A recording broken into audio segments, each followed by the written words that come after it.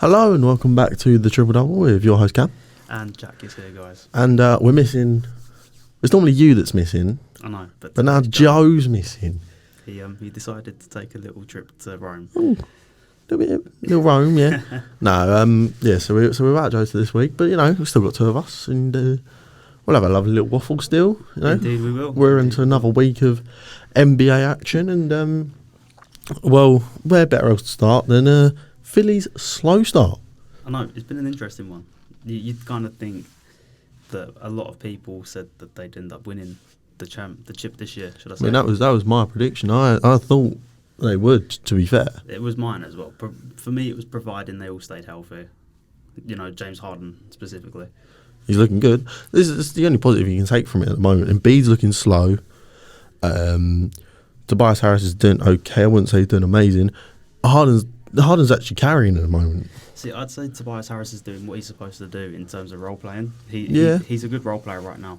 Embiid started really slow. Tyrese Maxey's here and there. He's on Tyrese Maxey is this could be the year for Tyrese Maxey where it's like you've gone to another level and it shows. Or he's at the same level and he's not going to progress for another few years. Yeah, could be that. Harden for me has been exceptional when he's looking like the prime Houston Harden that we had.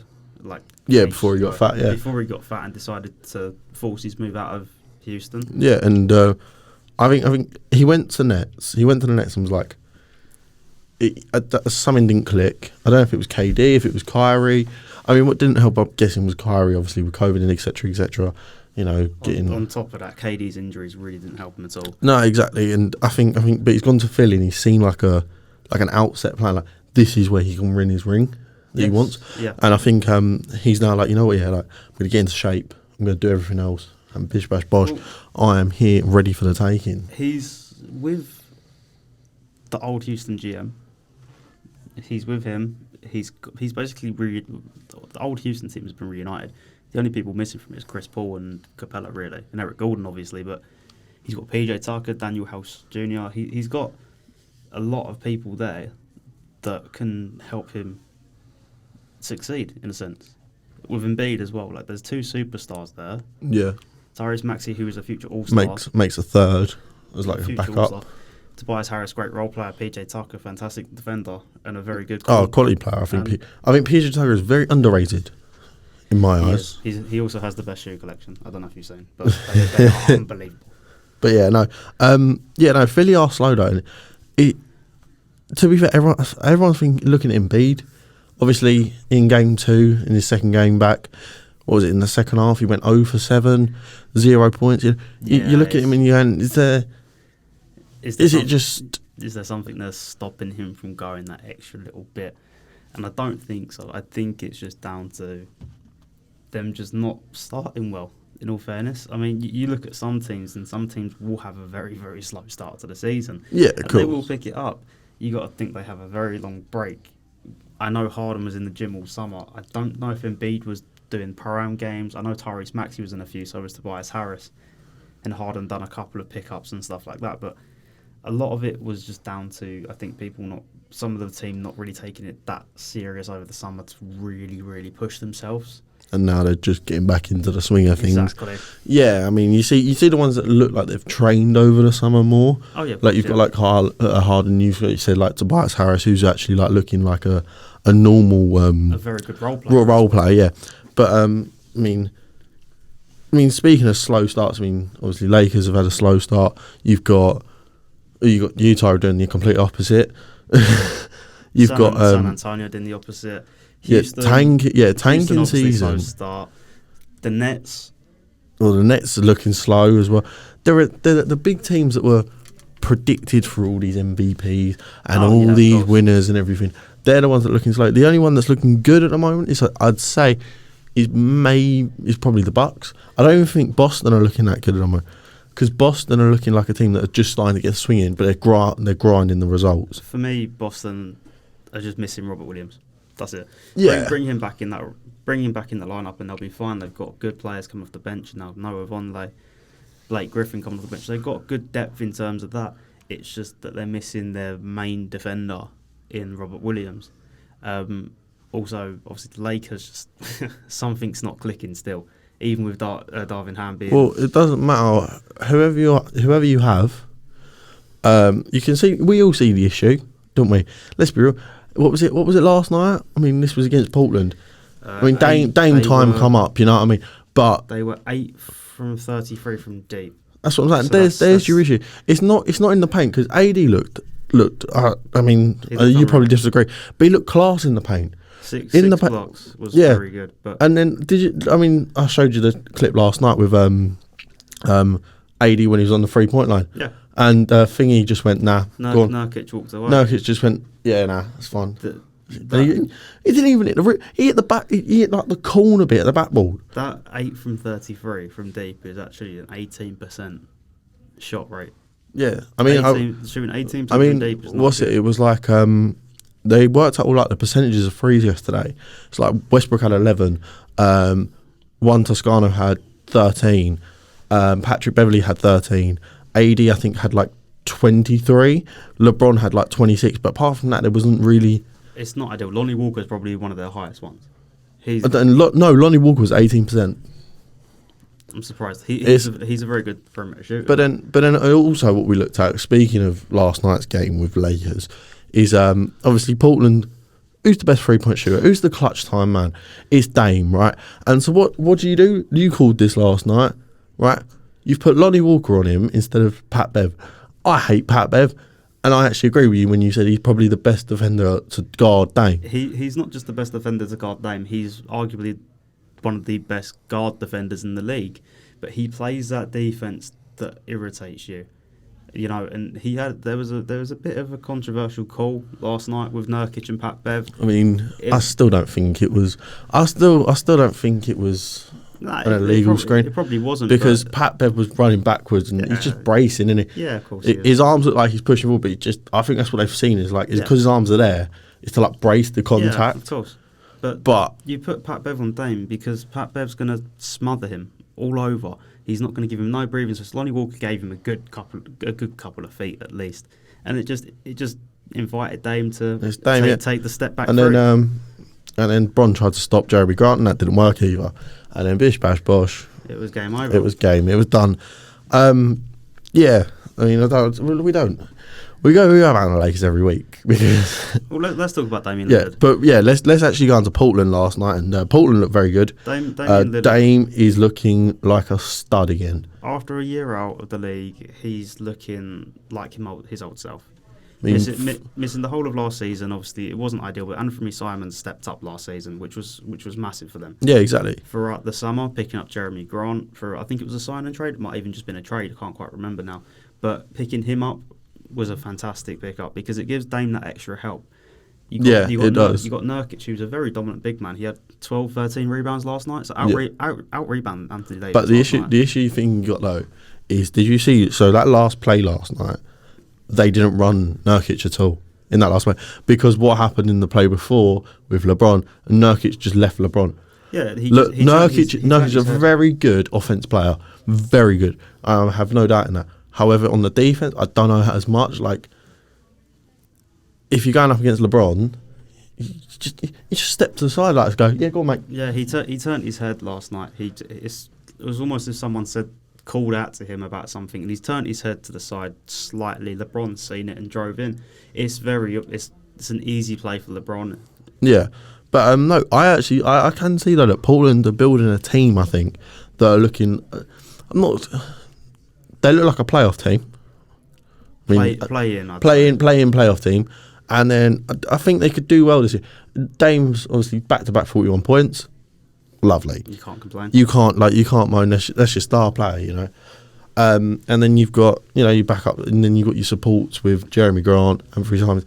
Because they were like the first game that they done, Dame passed it off to Anthony Simons to take the three and win it, and they were like, is he going to do it again? This time it was Jeremy Grant. He's got the players there that he knows he can trust to turn around and go, you know what, I trust that ball in your hand. I trust you to knock down that shot, because all the time it was going into his hand and everyone knew it was. But you can't stop him when he's in a rhythm, when he's playing well, when he's shooting lights out from deep. You got no chance of stopping him. The Lakers last night made the biggest mistake in putting Lonnie Walker on him. It should have been Pat Bev. I'm not saying that Pat Bev would have stopped him, But he'd have been all over him, wouldn't he? He would have run the clock down even more. But Lonnie Walker had that just little bit of extra space for a quick three. The clock was still running. Step back three, done. And it was, yeah.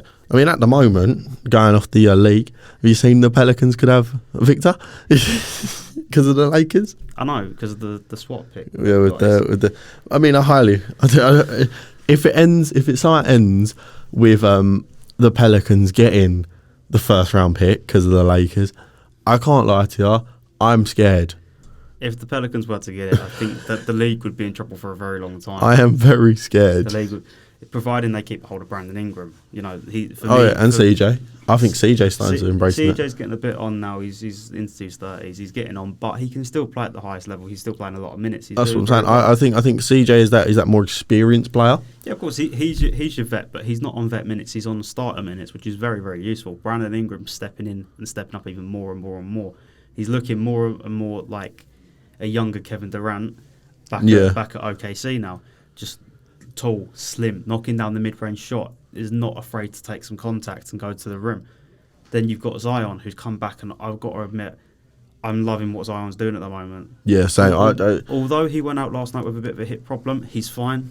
The Pelicans have said that he just didn't return to the game. It's fine. Precaution, when it was more of a precaution thing, because it was only the last 5 minutes as well. I know it's obviously they lost by 2, but you wouldn't want to risk him. He's missed 2 seasons as it is. You do not want to risk him. Let's be real. What would you rather do? Lose one game by 2 points, or lose Zion lose Zion for another 2 months, etc., which, let's be real, you're going to lose 4 or 5 games more without him. So I think it's a great. I think it was fair enough to drop him, not drop him, but sit him out. Sorry.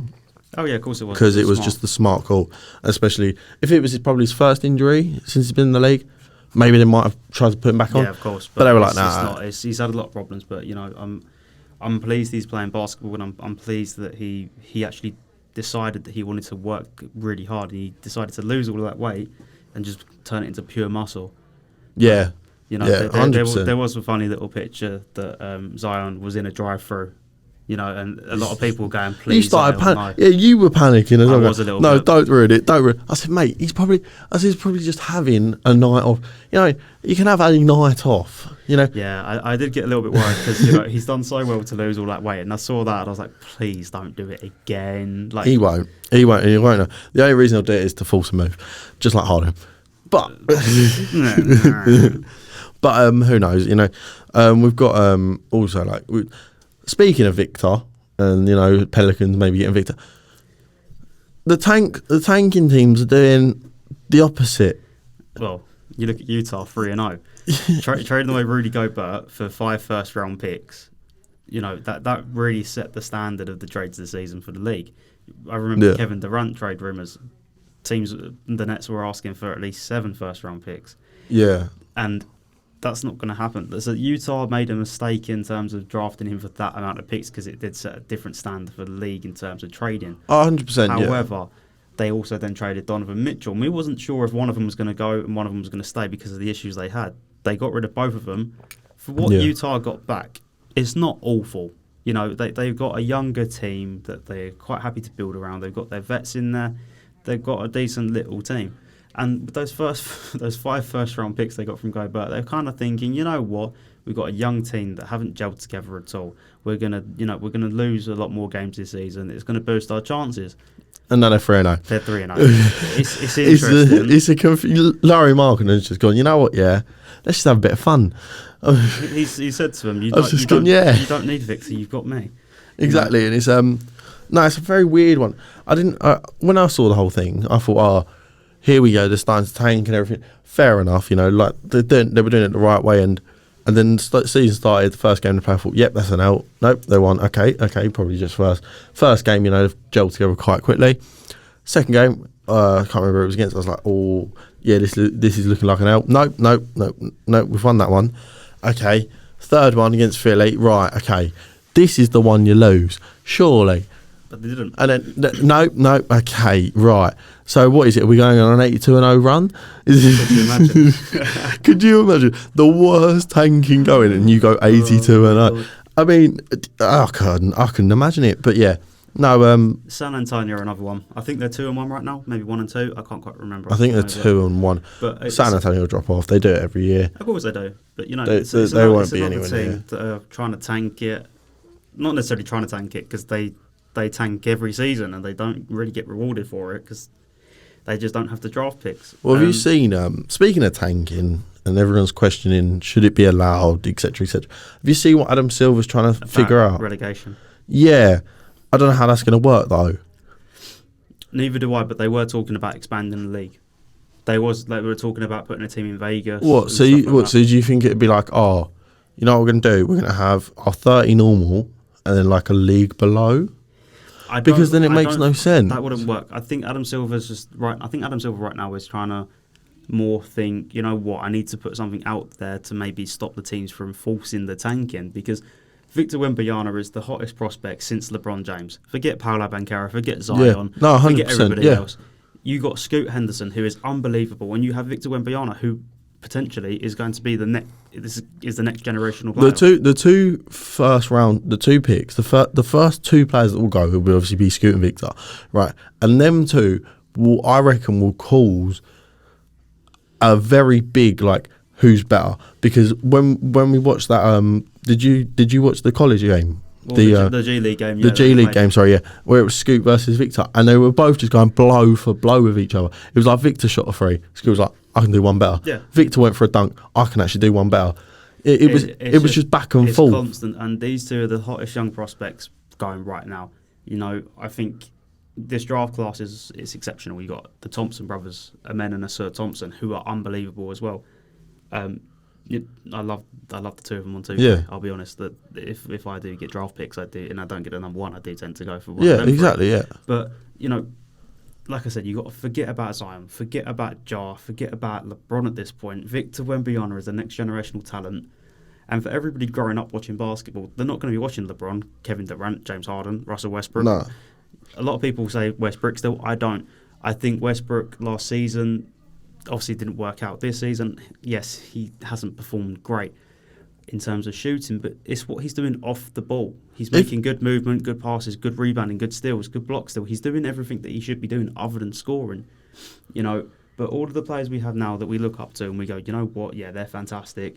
Victor Wembanyama will be that player. My question actually, just going back to Lakers quickly, if you pulled LeBron into a meeting today and said, look, we've not had the best start, what are your thoughts on tanking now?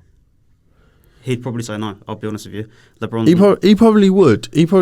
But as a GM side? As a GM, LeBron would say, yeah, go on then. But as a player. No. I'm not saying no. So just say obviously, LeBron he doesn't make decisions, does he? Let's be real. But he's probably if you're going to tell someone. He has influence in it. Yeah, of course he does. But if you're the GM, right, and I'm sitting there and I'm going, you know what, yeah, we've put together what LeBron wanted. Carmelo. Yeah, but it hasn't worked. Westbrook. It's not worked, right? So what we're going to do, we'll sling Anthony Davis, we'll sling Westbrook, and we'll go to LeBron, look, we can sling you as well, but this is your call. You can either stay and tank with us, so then you and Victor can play together. Could you imagine that next year? It wouldn't work. And I'll tell you why it wouldn't work, because LeBron is too greedy. I'll be honest. Yeah, it's true. LeBron is going for the all-time scoring this year. I think he's about 1,200 points off of I think he's less than that now. But he can break that if he tanks. He could, but if he tanks, he hasn't got the team that are going to provide him with the ball that he needs and everything like that. I genuinely think if either one of us pulled LeBron into a meeting now and said let's tank, I don't think he'd agree with it. I don't think he'd agree with it. But as a smart choice from GM side, you're going, okay, we're 0-3. Possibly, but I don't think he'd want to sling the rest of the only player that I can maybe see him going, yeah, okay, see you later, is probably Westbrook, because he's not playing up to LeBron's standards. The rest of them at the moment are playing very well. So, but then is it a thing of, okay, we'll go to someone like not Houston, maybe Houston. No, not Houston.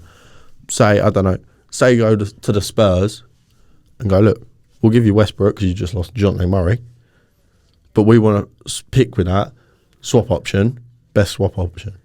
I know it probably won't be the best.